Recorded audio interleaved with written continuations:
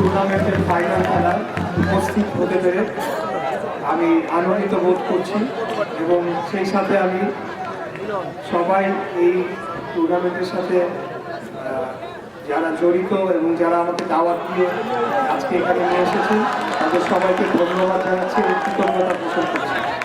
আসলে আমাদের আসার কথা ছিল আরও আগের সন্ধ্যায়, কিন্তু পথিমধ্যে একটি দুর্ঘটনা ঘটে, যার কারণে আমাদের আসতে বিলম্ব হয়ে যায় 2 ঘন্টা।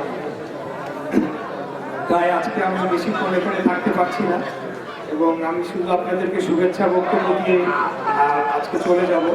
আমি আপনাদেরকে দেখে এবং এইভাবে যে আপনারা দীর্ঘ সময় অনেকে অপেক্ষা করেছেন আমরা আসবো ঢাকা থেকে, সেটা দেখে আমি অত্যন্ত আবেগাপ্লুত হয়েছি এবং আপনাদেরকে প্রতি আমি ধন্যবাদ ও কৃতজ্ঞতা জানাচ্ছি।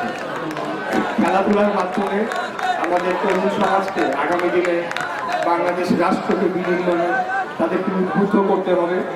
পড়াশোনার পাশাপাশি আমাদের দলের ভারপ্রাপ্ত চেয়ারম্যান বলেছেন পাশাপাশি আমাদেরকে খেলাধুলা এবং সাংস্কৃতিক চর্চাটাও করতে হবে, যাতে আমরা আগামী প্রজন্ম একটি সমৃদ্ধশালী বাংলাদেশ গড়ে তুলতে পারে এবং তাদের হাতেই আগামী বাংলাদেশ নিরাপদ থাকবে বলে আমি বিশ্বাস করি।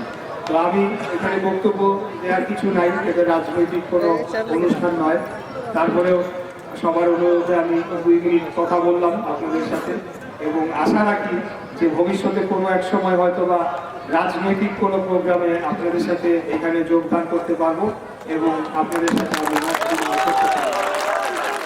সর্বোপরি যে কথাটি বলতে চাই যে দীর্ঘ 16 বছরের অত্যাচার জুলুম নির্যাতন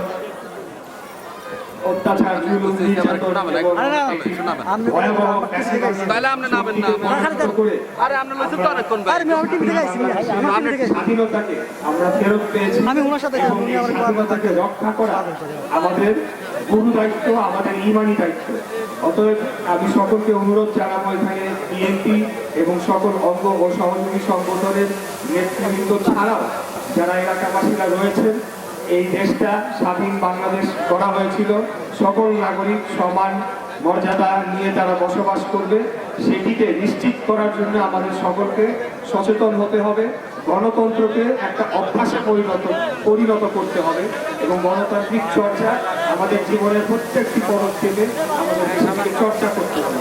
আর আমার সামনে যারা তরুণ সমাজের ভাইয়েরা রয়েছে, তোমরা দেশকে ভালোবাসো, দেশকে উদ্বুদ্ধ হয়ে আগামী দিনে যে কোনো দেশের উপরে হুমকি আসবে সেটিকে মোকাবেলার জন্য সর্বদা প্রস্তুত থাকবে, সেটি তোমাদের।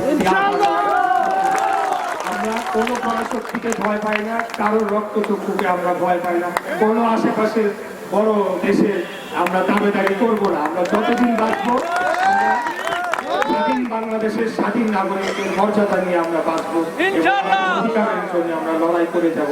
যতবার লড়াই করতে হয় ততবার লড়াই করবো। আগামী দিনে বাংলাদেশে একটি তত্ত্বাবধায়ক সরকারের অধীনে সুষ্ঠু সঠিক নিরপেক্ষ নির্বাচন অনুষ্ঠিত হবে। সেখানে সকল জনগণ তারা নিজেদের ভোট দিয়ে বাংলাদেশের রাষ্ট্র ক্ষমতা কারা পরিচালনা করবে সেটি নির্ধারণ করবে, সেটি আমরা সমর্থন করি। আমাদের বিএনপিকে ভোট দিতে হবে সেটি না, যাকে জনগণের মন চাবে তাকেই জনগণ ভোট দিবে এবং তারাই রাষ্ট্র পরিচালনা করবে এবং আমরা সবাই তাদেরকে সহযোগিতা করব। এরপরেও যেহেতু আমি বিএনপির একজন কর্মী, আপনাদের প্রতি আহ্বান রইল যে আগামী দিনে ধানের শীষে ভোটটা দিয়ে আমাদের নেতা করে বলতে পারি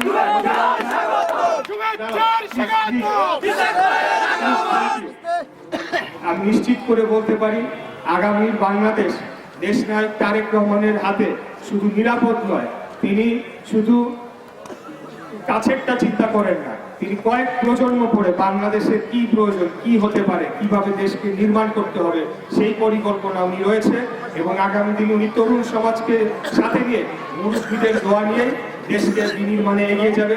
আমরা ওনার সাথে থাকবো ইনশাআল্লাহ। এই বলে আজকে আমি আমার বক্তব্য শেষ করছি এবং আপনাদের এই যে অনুষ্ঠানটি সেটি সফল হোক, আপনারা উপভোগ করেন, এই কামনা করে আমার বক্তব্য শেষ করছি। ধন্যবাদ সকলকে। আসসালামু আলাইকুম।